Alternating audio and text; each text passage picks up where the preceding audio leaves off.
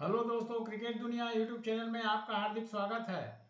दोस्तों, दूसरा test match Bharat ने इंग्लैंड को हरा दिया और जो भारत और इंग्लैंड का सीरीज है 1-1 से लेवल हो गया, बराबर हो गया। अब जो है अगला तीसरा टेस्ट मैच जो है लॉर्ड्स में 10 से 14 जुलाई के बीच में खेला जाएगा। दोस्तों, तो दोनों ही टीमें इस मैच को जीतने के लिए बिल्कुल प्रैक्टिस सेशन में लगी हुई है और ज़बरदस्त तैयारी में है। भारतीय क्रिकेट टीम भी जहाँ पर बड़ी तैयारी में है, इंग्लैंड भी तैयारी भी है। इंग्लैंड की टीम भी ज़बरदस्त प्रैक्टिस सेशन में तैयारी कर रही है और इंग्लैंड की टीम भी जो है बॉलिंग को कैसे मजबूत करें इस पर विचार कर रही है। और अगले टेस्ट में जोफ्रा आर्चर की वापसी होती हुई आपको दिखाई पड़ेगी। मतलब इंग्लैंड टीम में जोफ्रा आर्चर वापस तीसरा टेस्ट खेलते हुए दिखाई देंगे दोस्तों। और दूसरी इंडिया टीम में भी दोस्तों गौतम गंभीर और गिल ने मिलकर और पूरे जो कोचिंग स्टाफ हैं भारत के, उन्होंने मिलकर इस तरह से फैसला लिया है, ऐसी खबरें जानकारी आ रही हैं कि भारतीय क्रिकेट टीम की बॉलिंग को और मजबूत किया जाए। अब किस तरह से मजबूत किया जाए, तो उसके लिए जसप्रीत बुमराह को अब आराम के बाद इस लॉर्ड्स टेस्ट में मौका दिया जाएगा। अब प्रश्न यह उठ रहा है कि जसप्रीत बुमराह को किसकी जगह पर मौका दिया जाए और किसको बाहर किया जाए।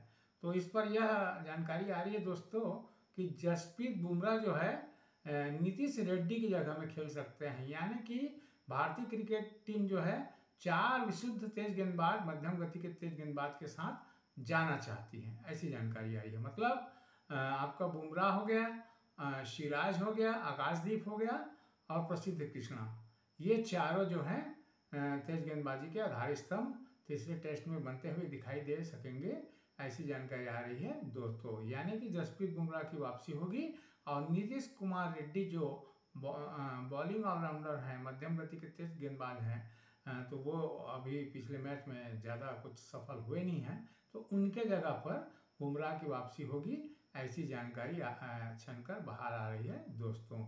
जिन भी भाइयों ने दोस्तों ने हमारे इस क्रिकेट दुनिया यूट्यूब चैनल को लाइक नहीं किया होगा, सब्सक्राइब नहीं किया होगा, उन भाइयों और दोस्तों से हाथ जोड़कर निवेदन है कि हमारे इस क्रिकेट दुनिया चैनल को लाइक करिएगा, सब्सक्राइब करिएगा।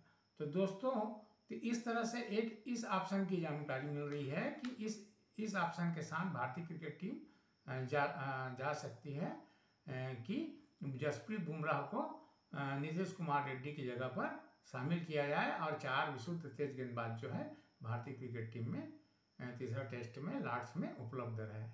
और दूसरा एक और ऑप्शन पर जो भारतीय क्रिकेट टीम काम कर रही है, वह भी एक जानकारी आ रही है कि प्रसिद्ध कृष्णा की जगह पर बुमराह को खिला दिया जाए। प्रसिद्ध कृष्णा की जगह पर बुमराह को खिला दिया जाए और नीतीश कुमार रेड्डी की जगह पर साई सुदर्शन को खिला दिया जाए। इस ऑप्शन पर भी विचार किया जा रहा है, काम किया जा रहा है और मैच के अंतिम समय में मतलब अंडर 11 का फैसला होगा कि किस ऑप्शन के साथ ये टीमें जाएगी। वैसे पुख्ता रूप से जो जानकारी प्राप्त हो रही है उसके अंतर्गत यही सोचा जा रहा है, जो पुख्ता जानकारी प्राप्त हो रही है उसके अंतर्गत यही जानकारी आ रही है कि भारतीय क्रिकेट टीम जो है पेस अटैक को मजबूत करना चाहिए और 4 विशुद्ध पेस बॉलर के साथ वो इस लॉर्ड्स टेस्ट में जाना चाहती है। यानी कि जसप्रीत बुमराह को नीतीश रेड्डी की जगह पर बदल दिया जाए और बाकी टीमें यथावत रहे। वाशिंगटन सुंदर और रविंद्र जडेजा ने स्पिन ऑलराउंडर हैं और इन्होंने इनके आने से, वाशिंगटन सुंदर के आने से मध्यम क्रम से लेकर जो पुछल्ले बाज का जो लाइन है वह मजबूत हुआ है दोस्तों। तो बिल्कुल भी इनको तीसरे टेस्ट में मौका दिया जाएगा, इस टेस्ट में खेलते नजर आएंगे। मतलब जडेजा और वाशिंगटन सुंदर के, जडेजा तो खेल रहे थे, वाशिंगटन सुंदर के आने से जडेजा को भी बॉलिंग में एक स्पिन सहारा मिला है और फिर चूंकि दोनों आगे पीछे बैटिंग करते हैं, मध्यम क्रम से लेके इधर जो पुछल्ले बल्लेबाज वाला जो लाइन होता है, तो वाशिंगटन सुंदर के आने से पुछल्ला बल्लेबाज जो भी है जो है उनको भी सहारा मिला है। तो जडेजा और वाशिंगटन सुंदर एक प्रकार से मध्यम क्रम से जो कुछल्ले बल्लेबाज हैं उनके रीढ़ की हड्डी बन गई है, क्योंकि प्रथम टेस्ट मैच में हमारी हार का कारण ये भी रहा है कि हमारे मध्यम क्रम से लेकर कुछल्ले बल्लेबाज नहीं चल पाए थे, और टीमें जो हैं 5 विकेट अच्छा खेले थे हमारे शुरुआत में, और फर्स्ट टेस्ट की बात कर रहा हूँ। उसके बाद जो 5 बल्लेबाज और जो बचे थे वो बिल्कुल आयराम गहराम वाला कहानी हो गया था, और भारत जो है अच्छा स्कोर करने के बाद भी आखिरी 5 विकेट कोलेप्स हो गई थी प्रथम टेस्ट मैच में। तो इनके वाशिंगटन सुंदर के आने से जडेजा और वाशिंगटन की जोड़ी बन गई है, और बल्लेबाजी जो है मध्यम क्रम से लेकर कुछल्ले बल्लेबाज की मजबूत हो गई है।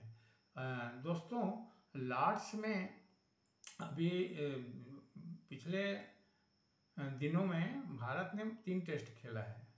पिछले कुछ दिनों में, कुछ वर्षों में लास्ट 3 टेस्ट में खेले हैं, 3 टेस्ट मैच खेले हैं, जिसमें जो है 2 मैच भारत ने जीता है। लास्ट 3 टेस्ट मैच हुआ है जिसमें 2 टेस्ट मैच भारत ने जीता है, और इसमें आपका आखिरी टेस्ट मैच में केएल राहुल ने 129 रन बनाए थे, जब भारत और इंग्लैंड का टेस्ट मैच पिछला जब भी हुआ था। तो लॉर्ड्स में पिछले 3 टेस्ट मैच का रिकॉर्ड है कि पिछला 3 टेस्ट मैच जो हुआ उसमें भारत ने 2 टेस्ट मैच जीता है, और आखिरी टेस्ट मैच जो भारत ने खेला था इंडिया ने इंग्लैंड के खिलाफ, उसमें केएल राहुल ने 129 रन बनाए थे दोस्तों। तो इस प्रकार से लॉर्ड्स का मैदान जो है पिछले कुछ वर्षों में, कुछ समयों में भारत के लिए बहुत ही लकी, भाग्यशाली साबित हुआ है दोस्तों। अब दोस्तों, आपको याद होगा कि लॉर्ड्स का यही मैदान है जिसमें WTC का चैंपियनशिप 2025 का फाइनल हुआ था, और जिसमें ऑस्ट्रेलिया जीतती हुई दिख रही थी और हार गई थी। तो ये जो मैदान है उसमें आपको यानी हर सेशन में आपको अच्छा प्रदर्शन करना पड़ेगा।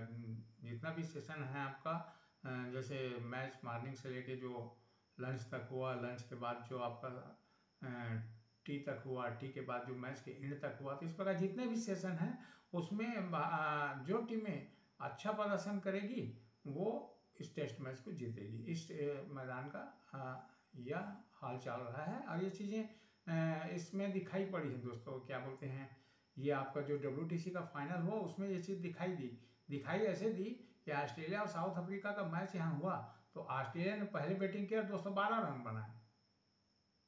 ऑस्ट्रेलिया ने इस लॉर्ड्स मैदान पर WTC चैंपियनशिप का जो फाइनल मैच हुआ 2025 में, अभी तो जून में, तो उसमें इन्होंने 212 रन बनाया ऑस्ट्रेलिया ने। मतलब यहाँ 212 रन बनाए, और जवाब में साउथ अफ्रीका मात्र 138 रन बना पाई प्रथम पारी में। तो इस प्रकार से ऑस्ट्रेलिया ने 74 रन का लीड लिया था इस मैदान पर। तो 74 रन का लीड प्रथम पारी में लॉर्ड्स में जब ऑस्ट्रेलिया ने लिया, तो सारे क्रिकेट पंडित यही कह रहे थे कि भाई ऑस्ट्रेलिया जीत जाएगी, ऑस्ट्रेलिया को कोई नहीं हरा सकता। तो 74 रन के लीड साउथ अफ्रीका ने लिया, और उसके बाद फिर ऑस्ट्रेलिया बैटिंग करने के लिए उतरी, तो उसका बैटिंग बिल्कुल ढंग से नहीं चला, मात्र 207 रन बना पाई। एक समय तो इस मैच में ऑस्ट्रेलिया की स्थिति हो गई थी कि 207 रन बनना मुश्किल हो गया था, 150 रन में ऑस्ट्रेलिया ऑल आउट हो जाती। ऐसी स्थिति दूसरी पारी में हो गई थी ऑस्ट्रेलिया की। तो कहना ये चाहता हूँ कि जो लॉर्ड्स का जो पिच है ना, वो कहना चाहिए अभी जो पिच खेला है उसके आधार पर, मतलब ये अनियमित है। तेज गेंदबाज को, मध्यम गति तेज गेंदबाज को तो मदद देती ही है, लेकिन इसका जो व्यवहार है वो ऐसा नहीं है कि मतलब सपाट पिच जैसा व्यवहार रहेगा जैसे वेस्टर्न में दिखाई पड़ा, वैसा नहीं रहेगा यहाँ। मतलब पिछले मैच के आधार पर देखा जाए तो अनियमित खेलती है, मतलब कोई नियमित नहीं है कब कैसा खेलेगी। हाँ, लेकिन गेंदबाजों को मदद देती है, तेज गेंदबाजी को, मध्यम तेज गेंदबाजी को। और इंग्लैंड अब इस मैच को जो सेकंड टेस्ट मैच हारने के बाद तो बिल्कुल वो ऐसा लग रहा है कि तेज गेंदबाजी पिच बनाओ, घास वाला पिच बनाओ, मध्यम गति तेज गेंदबाजों के लिए पिच बनाओ, घास वाला पिच बनाओ। अरे तो भैया ठीक है, तो हमारे पास इंडिया टीम में भी कोई बॉलर कम नहीं है। आपने टेलर अभी देखा है माने इंग्लैंड वालों ने, तो ऐसी बात नहीं है। तो क्या वो तेज गेंदबाजी पिच बनाएंगे, ग्रीन टॉप बनाएंगे? ग्रीन टॉप तो खैर नहीं बनाएंगे, लग रहा है कि तेज गेंदबाजी के लिए बनाएंगे, थोड़ा मोड़ा घास छोड़ेंगे। तो भाई इंग्लैंड को फायदा होगा तो भारत को भी फायदा होगा, और भारत तो इसी चीज़ पर विचार कर रही है कि क्यों ना तेज गेंदबाज के साथ उतरा जाए। तो दोस्तों ऑस्ट्रेलिया ने 207 रन बनाए दूसरी पारी में, तो 74 रन का प्रथम पारी में लीड ऑस्ट्रेलिया ने लिया था और इधर 207 रन बना तो हो गया 281 रन। अब साउथ अफ्रीका को कहना चाहिए 282 रन का लक्ष्य मिला और चौथी पारी में बैटिंग इनकी बढ़िया चल निकली, जहां मकराम ने शतक लगाया साउथ अफ्रीका की तरफ से, वहीं उनके जो बोमा हैं उन्होंने भी 50-60 रन के ऊपर स्कोर किए और इस तरह से साउथ अफ्रीका ने इस मैच को जीत लिया। और उनके साउथ अफ्रीका ऊपर जो चोकर का दाग लगा हुआ था वो इसी लॉर्ड्स मैदान में धुला। तो कहना ये चाहता हूँ दोस्तों कि लॉर्ड्स के पीछे जो है अनियमित हैं और यहाँ पर वही है इंग्लैंड की जैसे सारी पिचों का हाल है कि मतलब आप जितना ज़्यादा रुक कर खेलेंगे और जितनी सावधानी के साथ धैर्य के साथ खेलेंगे तो रन बनाएंगे दोस्तों।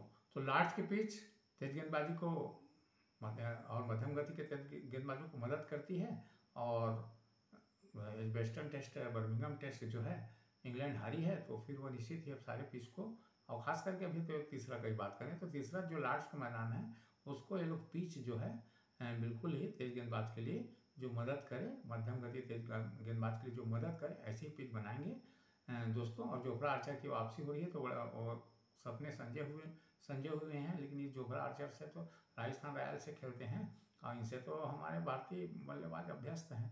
तो खैर ठीक है, इंग्लैंड अपना दांव लगा रही है, भारत अपना दांव लगा रही है। भारत प्रमुख रूप से जो यह दांव लगा रही है, जो जानकारी है उसके आ रही है उसके आधार पर कि 4 तेज गेंदबाज के साथ वह लॉर्ड्स के मैदान पर उतरना चाहती है, विशुद्ध तेज गेंदबाज के साथ उतरना चाहती है, ऐसा मेरा मानना है दोस्तों। इस विषय में आपका जो भी मानना होगा कमेंट बॉक्स में जरूर लिखिएगा। जय हिंद, जय भारत।